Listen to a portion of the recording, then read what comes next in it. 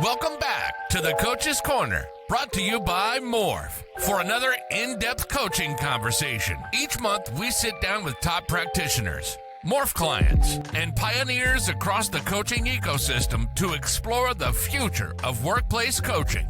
Introducing your Morph hosts, Ali and Sebastian. Grab a seat. You are in.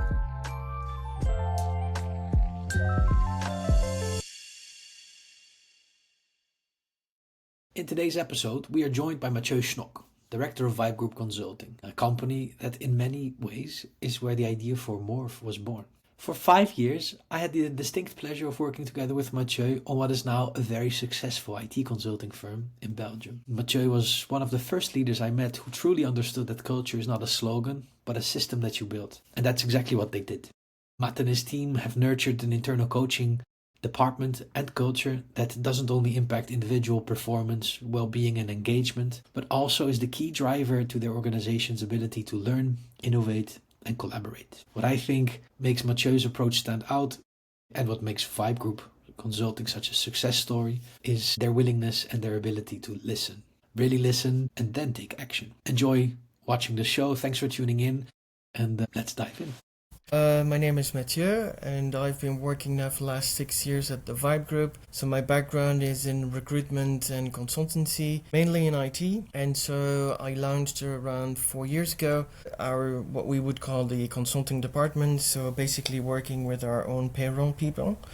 Because our company specializes mainly in classic recruitment, but also contracting, so placing contractors, so freelance people at our different clients.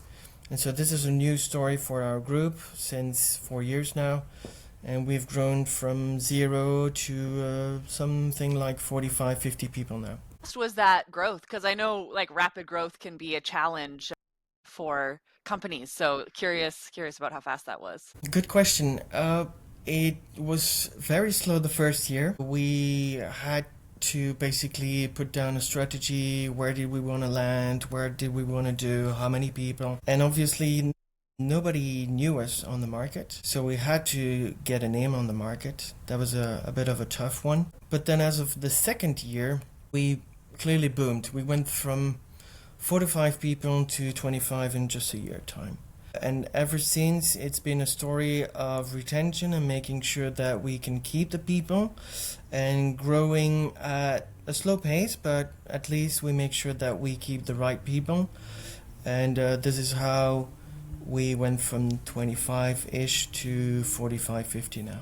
Yeah, that's pretty rapid growth. That's like double, right? So that's huge. Yeah.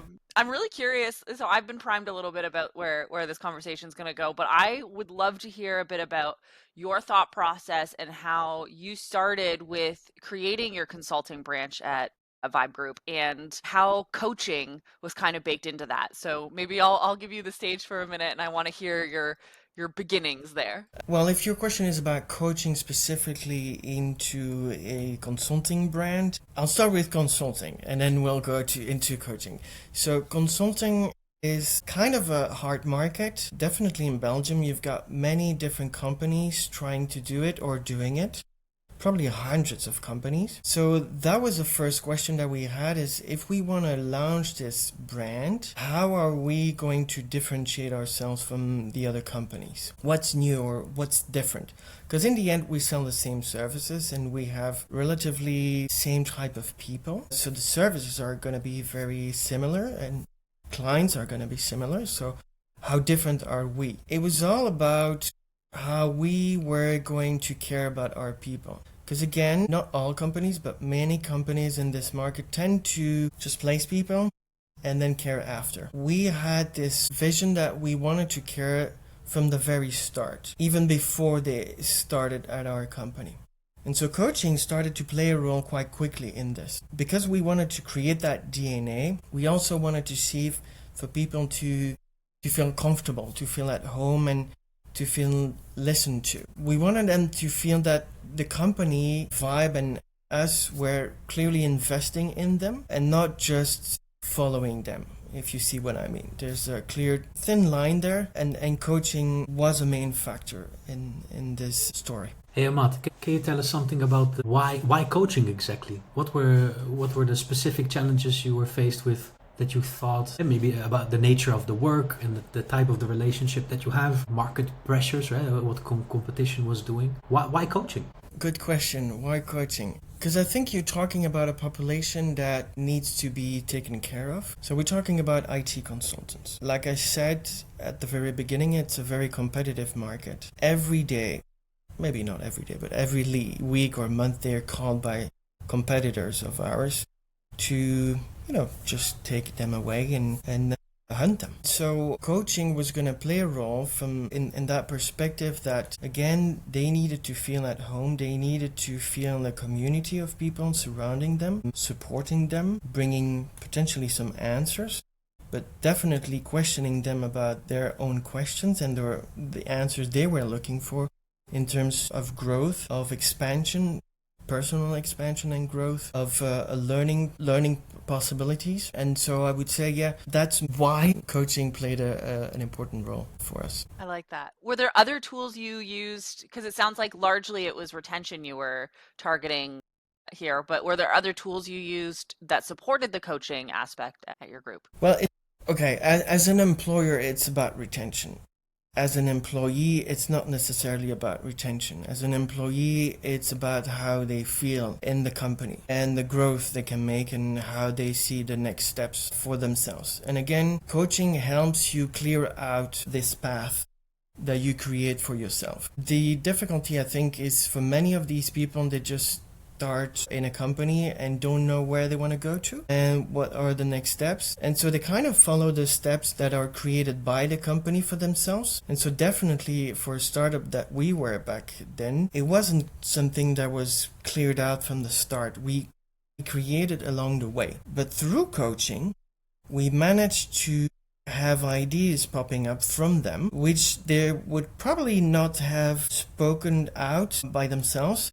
And coaching allowed these discussions to happen in order to come up with the ideas that we would then use for a structure that we would create. And this is how we started to create a career path. So what are the different titles you can have? What salary is linked to that?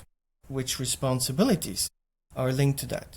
What does that mean for you as an employee towards your colleagues? How can you mentor, buddy, help out basically other people, and how can you get some help from them as well? So we didn't have specific tools to come back to your questions from the very start. Coaching was the main tool that allowed us to create some new expansions, new tools, let's put it that way. Like it. It sounds like a facilitation of a conversation with your team. Definitely, yes, definitely. Hey, Matt, and something that I remember was quite striking is that you mentioned that there was not a lot of L&D structure in place at the beginning, for obvious reasons. And through the conversations, your structure, your strategy emerged. Can you say something about how that was the same for the IT consultants that you worked with, in the sense that IT is a fast-paced environment. It's an industry that is constantly evolving.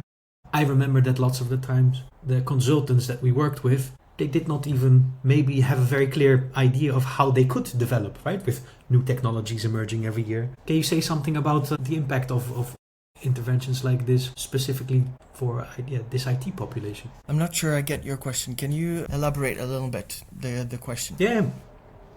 What were the benefits of the individuals of the coaching that for they the received? individuals of Exactly, specifically for this fast-paced IT industry? Different things. First thing is you allow people to talk, and again you're talking about a population that, not all of them, but many of them tend to be a bit more on the shy side. And so by having coaching discussions on a monthly basis, because that's what we structured, we created a structure of monthly talks, you allowed people to feel more comfortable with us, forgetting about the fact that we are the employer. And this was very important, is making sure that the coach was someone neutral in the company, that wasn't going to be influenced in any way by the management, but was definitely there for the employees. And so you get from people who are maybe a bit scared, a bit shy about talking about themselves and what they expect, to profound discussions about who they are and what they want, what they expect, allowing us to create these different tools like a career path, for example, like a learning and development library, like discussions about, okay, what type of events can we organize to make it better for you and for you to enjoy the company. So these are different aspects that came out of that. And you come up with people who also at the client side, because they're spending 40 hours a week working for a client, mostly on site, sometimes from home as well, who get that possibility to get out in a bubble for an hour every month with their coach and then go back to the real world with all these thoughts and discussions they had and use them. Now it takes time, obviously it doesn't happen just in a few minutes, but it takes time. But then when they go back to the real world, so the clients, the technical aspects of the work, like you said, Bas, the fast-pacing market, they start to see things which they use then in next discussions. And bit by bit, it allows them to grow in their own role and take responsibilities that they probably didn't have or didn't even expect from the start, and allowing them to become better and better at what they do. And that's how we get in the second part, which is getting the feedback from the client. And again, with very few exceptions, we had only, if not solely, positive feedback about the coaching. Because again, a client gets to know a consultant just for 1 hour during an interview. Then he or she starts there. So they start to know each other. It takes some time, just like a normal relationship. A few weeks or months later, clients come back to us and say, hey, we kind of feel that evolution through coaching. Again, yeah, that's really powerful. Twice a year we organize what we call the appraisals. So the appraisals is a moment that the consultant, the client, and ourselves are sitting down together to discuss feedback. And it's a moment for our consultants and our coaches to see, this is where we stand now, and this is where we can grow to. And then it becomes a one-on-one discussion between the coach and the coachee about, okay, how are we going to make these steps? What do you need? So in a way, you're doing also a bit of coaching at the clients. These conversations take place there as well. We've evolved, yes.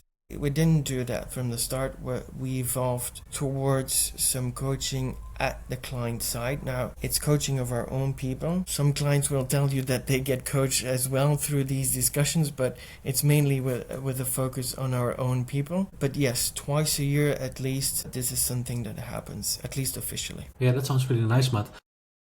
I would be very curious. Can you give us a short example of a successful reaction, feedback from a client about coaching that took place, or the evolution that they saw? Good question. The one that pops up into my mind now is more about a coachee. Okay, I won't tell the name because I don't think it's a good idea to do that, but I can tell you a bit about this person.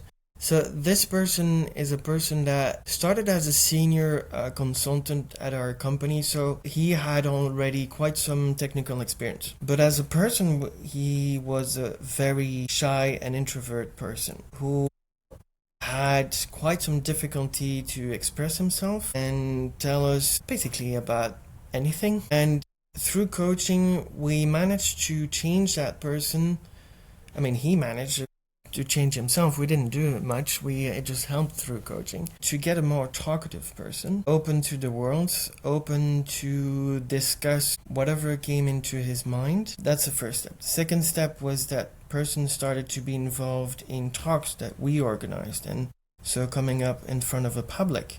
Again, coming from someone who was extremely shy. This was a revolution. I was going to say evolution, but that was a revolution. And then from the moment we started to get to that level, some other discussions came up, like how was he gonna move upwards towards a more leadership position. So he's entered recently this year a leadership program that we launched that is also followed by our coaches. And we see a fast track definitely on that level because he really wants to go for it, and you feel that. And again, coaching helps him to really go for it and accelerating himself somewhere in that whole story. And we've had recently the opportunity to find another client with another project where he can move up the ladder and move up to a leadership position in that company.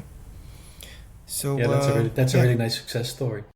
And that happened over a period of 3.5 years. Yeah. Awesome. Yeah, that's really I love hearing Yes. how you've baked it in to your whole culture, and it's been something that you help with and employees have access to from the beginning.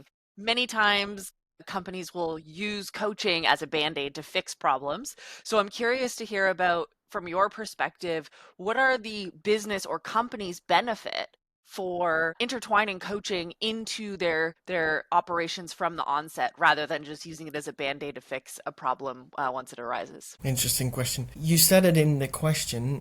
It's about culture. At Vibe, we've got some values, and you're going to say, yeah, all companies, big companies have values.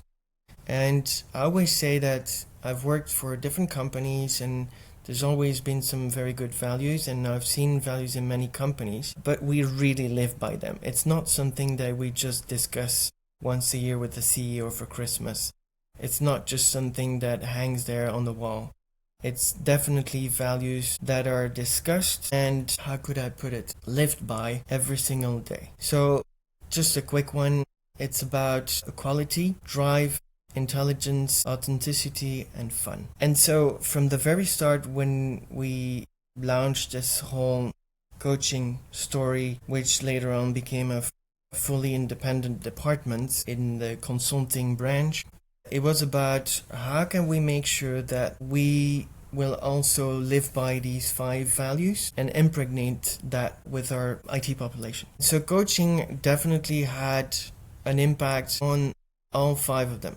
Quality went up, we just discussed that. The drive, again, not all of them, but many of them tend to be more shy, tend to be more reactive rather than proactive. We changed that drive. Intelligence is not so much about people being smart or not, but it's more about how much they want to learn and improve and grow. And so coaching gave them this opportunity to look at learning and development and all sorts of programs. Either we launch ourselves or we use from external companies. And then I don't need to tell you that it created a sort of an openness towards being authentic to the world, to ourselves, and fun. It was fun, I think, and I hope for most of them. So yeah, I hope I answer your question. Or Yeah. It sounds like it really helped you with, well, you said culture, but also living by all your values. And that's, 5 different areas that coaching helped you as a company accelerate or improve. So I love to hear that. Yeah, it was nice. We're very proud and very thankful of the chance and opportunity we've had to do this together with you, Bas, and some other people afterwards. Sure. Matt, we hear you say really interesting things about what coaching is doing for you, for your people, for the organization. Could you tell us something about how the department is structured, or what actually happens when coaching takes place, and what types of coaching is often requested? Can you expand on that a bit? Okay, so the department is a small department of 2 people. One of them is a professional career coach who's studied positive psychology, so that's definitely a big help. The second person is someone who's been a consultant herself for more than 20 years and has mainly focused over the last years on PMO jobs, project management jobs, and that is a big added value in how she can help our coaches. So you've got these 2 people, and they work based on 9 different coaching styles. I will call them styles, but it's probably not the right word. So we're talking about performance coaching, for example, leadership coaching, resilience coaching. I could go on up to 9 like this. So when someone starts at our company, they first get into an open discussion about who is who. Who's that person joining us? What are the expectations of that person? And that happens in 4 different steps. So 4 different discussions of who is that person, how does that person want to grow, what are the expectations, how can we as a company and as individuals support that person. And once we've had that picture, and so we go through different methodologies like the DISC methodology, getting to know people through colors and stuff like that. You've probably heard of that. What are the talents of these people, etc., etc. The coaching discussions start on a monthly basis. And so there's 12 coaching discussions in a year, 2 appraisals with the clients. That's more or less how we're structured. From there on, we make the connections with our learning and development department. So what type of trainings do they need? Which conferences do they need to go to? Do we need them, or do they need to go there as speakers or just as attendees? What kind of community can we link them to? So we created 5 different communities based on the technologies we work on. So this is a first step to create some peer coaching between these guys. So yeah, that would be more or less the structure that we have here. Good. That's really interesting. And what I'm curious about is, you said in your example that you gave before, that it can really have a revolutionary effect on the person. Why did you decide to continue with coaching on a monthly basis for the long term, instead of having shorter cycled interventions? That's how it is often used. What do you mean by shortened cycle? Well, very often when coaching is offered in corporate settings, it is offered as a 5 to 10 sessions for X moment. There's a development plan. We look at what you want to grow in.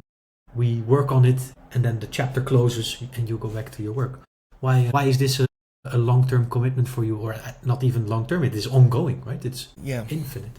Again, from the very start, it was one of the main decisions we took to say this is not just a one-off to fix things. It's about how we can support people on the long term and make sure it's about a long-term growth, long-term learning process, an evolution, maybe towards a revolution, like we said. Myself and the people involved, it was you, Bas, and some other people back in the days. It was never about, hey, let's make some good publicity here and then we just move on. It was really about them and making sure they feel comfortable in our company, they feel welcomed, they enjoy the company. And by creating this type of relationship with these people, you go way beyond a classic employer-employee relationship. And so you move up towards a position where employees are also involved in what we do as a company, and decision-making and suggestion things we could do. So again, it's about the community and as a whole, but these people on the long term and not just quick fixes. Yeah.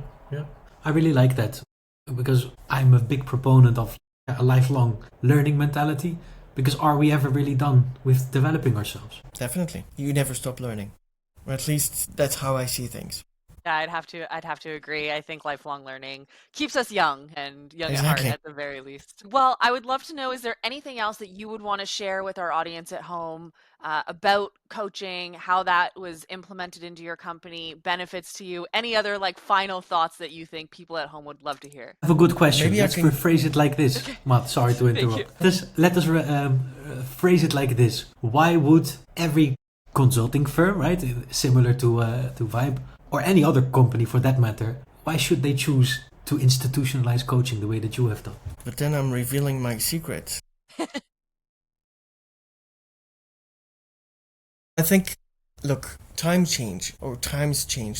We don't live in a society anymore where, unfortunately, and maybe fortunately, it depends on how you look at it, you stay for 30 years in the same company like our parents used to, or grandparents. It's going faster and faster. Pressure is bigger and bigger. I have the impression when I talk to my dad or my grandfather, I'm like, okay, they just come from a different planet or a different world, because it's just so different. And because things go faster, because this new generation they're born with a cell phone in their hand, basically. So they used to have quick changes, quick news, and okay, we move on constantly. It doesn't work that way in a company. It cannot work that way. Obviously, from a technological perspective, it does work that way. But from a human perspective, it's just impossible. And so you need to settle this down, and you need to create long-term relationships. You need to create trust between people, because it's only with trust that you're able to build things with people. And so coaching, in that matter, is a very important factor, because you do take time to listen, to talk, to implement, to change, to transform, to develop. So yeah, that is the reason why I would do it, definitely. And it's important as a company to constantly renew yourself and evolve in that. So it's not just about implementing it and saying, hey, we're gonna do some coaching every month now. It's about taking the feedback you get through coaching in some sort of a, well, not some sort, but definitely in the support you want to bring to these people, but also in how we as a company can involve with these people, because there are ears and eyes on the market, and we as a company need to change and evolve with them. And so it's a hand-in-hand job that we're doing here together. Yeah. And Matt, if I may say, you have done that really well, the listening part and the learning from the population, because you have developed lots of interesting things that came from these conversations and listening. Let that be the career paths that you mentioned before. The coaching department is a vibrant place now with many different types of coaching programs. You mentioned the Learning and Development Academy. There's communities of practice. And in the last time we chatted, you hinted on something. I'm not sure if you're ready and willing to disclose this, but you're even thinking of developing new types of services, right? That you can offer in your... Potentially, yes. Potentially. And I think that's a very nice final reflection or final thought to close with, that it has a quite transformative effects on the business and the company as well. Definitely. And I want to thank you guys for inviting me for this podcast, having the opportunity to express the impact of coaching in our company and the continuous impact. It's not just a one-off, like I said. And I want to thank all the people that were involved somehow in this whole trajectory that we had here at the Vibe Group, whether it's you, Bas, or the people that are still working with us. I'm thinking of Levi and Misha, so thank you to them and to you guys for this opportunity. Thank you More so than much welcome. for joining us. Yeah, thank you so much for Loved hearing joining. your story. Loved hearing how you Thank went you. from evolution to revolution, and I wish you all the success in the future. Thank you so much. Thank you. Same to you guys. Thank you. Thank you for joining this episode of the Coach's Corner. For our folks at home, we would love to hear, if coaching was embedded into your culture, what company changes or benefits would you hope to see where you work? Thanks.